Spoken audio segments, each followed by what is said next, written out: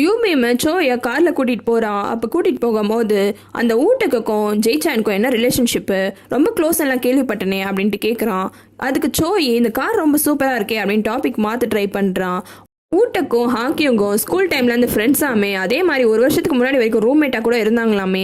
இதுக்கும் இந்த கேஸுக்கும் எதாவது சம்மந்தம் இருக்கா அப்படின்ட்டு கேட்குறான். சோய் உடனே எதுக்கு நீங்கள் தேவையில்லாமல் ரெண்டுத்தையும் கனெக்ட் பண்ணுறீங்க, அதுக்கும் இந்த விஷயத்துக்குலாம் எந்த கனெக்ஷனுமே கிடையாது அப்படின்னு சொல்கிறான். யூபிஎம் எனக்கும் தெரியும், ஜெய்சான் இந்த விஷயத்தை எல்லாருமே ரொம்ப சின்சியராக இருப்பான், எதையும் கன்ஃபியூஸ் பண்ணிக்க மாட்டான்.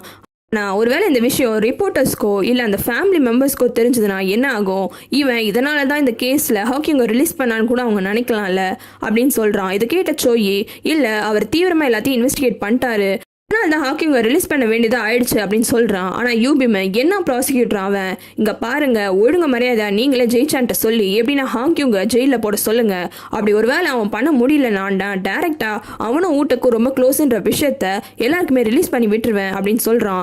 சோய் உடனே இங்கே பாருங்க இந்த மாதிரி நீங்கள் பண்ணீங்கன்னா இதனால் ப்ராசிக்யூட்டர் ஜெயிச்சானுக்கு தான் கஷ்டம் வரும் அப்படின்னு சொல்கிறான். அதை கேட்டோம்ல யூபிஎம் எனக்கும் தெரியும், நானும் ஜெயிச்சானுக்கு எந்த கஷ்டமும் வர வைக்க வேணாம் தான் பார்க்குறேன். அதனால் நீங்கள் என்ன பண்ணுறீங்கன்னா அவன் ப்ராசிக்யூட்டர் தானே, எப்படின்னா ஒரு எவிடன்ஸை கிரியேட் பண்ணியோ என்னமோ பண்ணி எப்படின்னா ஹாக்கிங் தான் இந்த கொலையை பண்ணான்றத அவனை ப்ரூவ் பண்ண சொல்லுங்க, அவ்வளோதான் என்னால் உங்கள்கிட்ட சொல்ல முடியும் அப்படின்னு கோவமாக சொல்லிடுறான். ஊட்டக்கும் அவன் ஃப்ரெண்டை பார்க்க போகிறான். அப்போ அவன் ஃப்ரெண்டு போட்டிருக்க ட்ரெஸ்ஸை பார்த்தோன்னே ஹீரோயின் இவன் தான் ஒருத்தன் ஹீரோவை கொலை பண்ணான், அவன் இந்த ட்ரெஸ் தான் போட்டிருந்தான்னு சொல்லியிருந்திருப்பான். அதே காஸ்டியூமில் தான் அந்த ஃப்ரெண்டுமே இருக்கான்.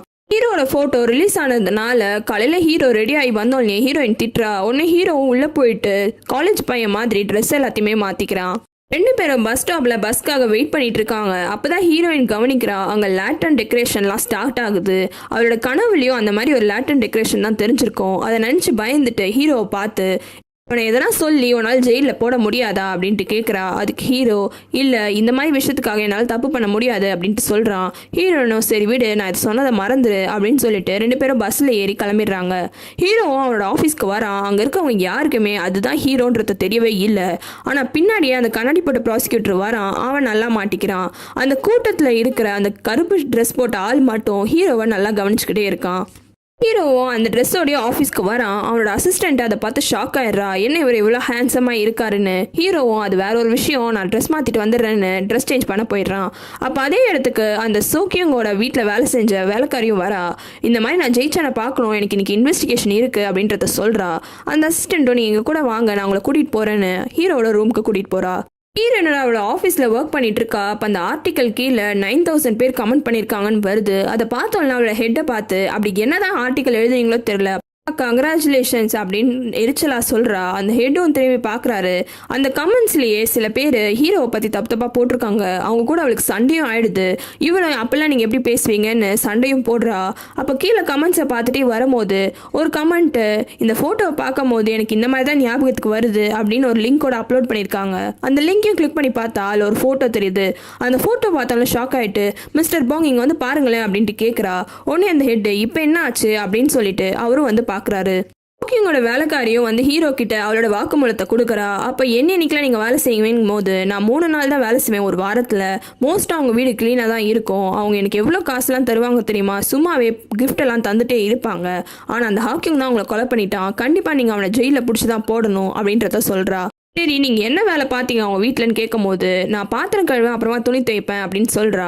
சரி வீடெல்லாம் தொடச்சி போயிருக்க மாட்டீங்களா அப்படின்னு கேட்குறான் ஹீரோ. அதுக்கு இல்லை, அவங்க வீட்டில் ஒரு ரோபோட் வேக்யூம் கிளீனர் இருந்தது. அந்த ரோபோட் வேக்யூம் அவங்க டெய்லி யூஸ் பண்ணுறதுனால வீடு எப்பவுமே க்ளீனாகவே இருக்கும், எனக்கான யூஸே இல்லை அப்படின்னு சொல்கிறா.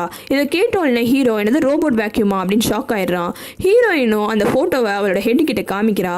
அதுக்கு அவன், என்ன இந்த நாயை வச்சுட்டு என்ன காமெடி பண்ணிட்டு இருக்க அப்படின்னு கேட்கும்போது, இல்லை இது காமெடிக்காக நான் காமிக்கல, இந்த ஃபோட்டோ பார்க்கும்போது உங்களுக்கு ஒன்று ஞாபகத்துக்கு வரல அப்படின்னு சோக்கிங்கோட வீட்டில் இருந்த அந்த ரத்த கரையை காமிக்கிறா. அதை ரெண்டுத்தையும் பார்த்தோன்னே அந்த ஹெட்டுக்கே அப்போதான் புரிய வருது. இந்த பக்கம் ஹீரோவும் சோய் கிட்டேயும் அவளோட அசிஸ்டன்ட் கிட்டேயும் அந்த ரோபோட் வேக்யூம் ஏன் அதை பண்ணிருக்க கூடாது, நம்மளோட கேஸில் அந்த டிராயிங் மட்டும் நான் உறுத்திட்டே இருந்தது, ஒருவேளை அந்த ரோபோட் வேக்யூம் அதை வரைஞ்சிருக்கலாம்ல அப்படின்ட்டு கேட்குறான்.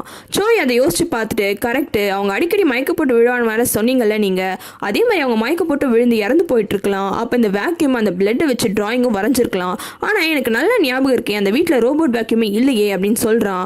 அதுக்கு நீங்கள் ஒழுங்காக கவனிச்சிருக்க மாட்டீங்கன்னு அந்த வேலைக்காரி சொல்கிறா.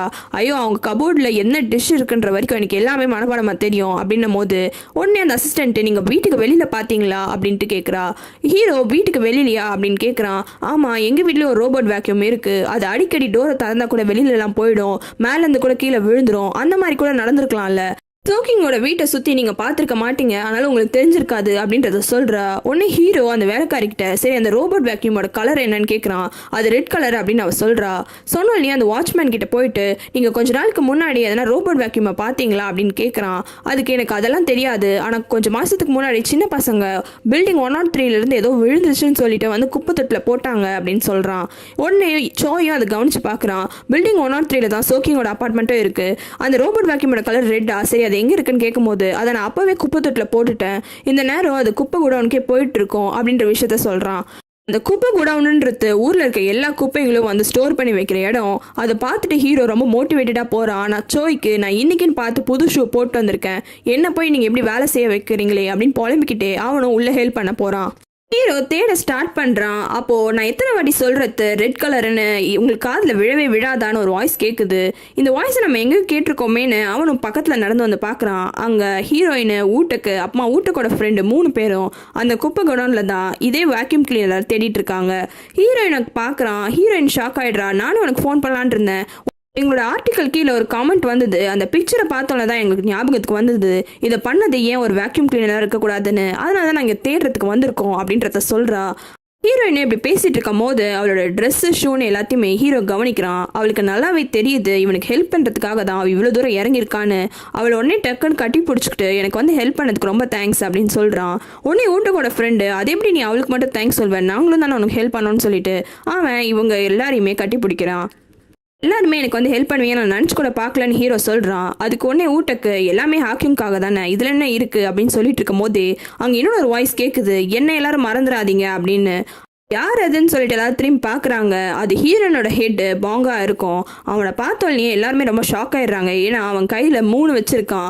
பரவாயில்ல, இவர் அட் டைம் போயிட்டு 3 கண்டுபிடிச்சி கொண்டு வந்துட்டாரேன்னு எல்லாருமே ரொம்ப சந்தோஷப்படுறாங்க. அந்த ஹெட்டுமே இங்கே பாருங்கள், இந்த பிளட்டை வச்சு நீங்கள் டெஸ்டிங் பண்ணிங்கன்னா உங்களுக்கு என்ன ஏதுன்னு உண்மை தெரிஞ்சிட போகுது, அதுக்கப்புறம் எங்கள் கம்பெனிக்கு நீங்கள் கண்டிப்பாக ஒரு இன்டர்வியூ தந்தே ஆகணும் அப்படின்னு சொல்லிட்டு எல்லாருமே அங்கே வந்து சந்தோஷமாக கிளம்பிடுறாங்க. ஹீரோ மட்டும் இது எல்லாத்தையுமே யோசிச்சு பார்க்குறான். மறக்காம ரெட் லோட்டஸ் தமிழ் சேனலுக்கு சப்ஸ்கிரைப் பண்ணுறங்க. உங்களுக்கு வேறு சீரீஸ் பார்க்கணுன்னா கமெண்ட்டில் சொல்லுங்கள்.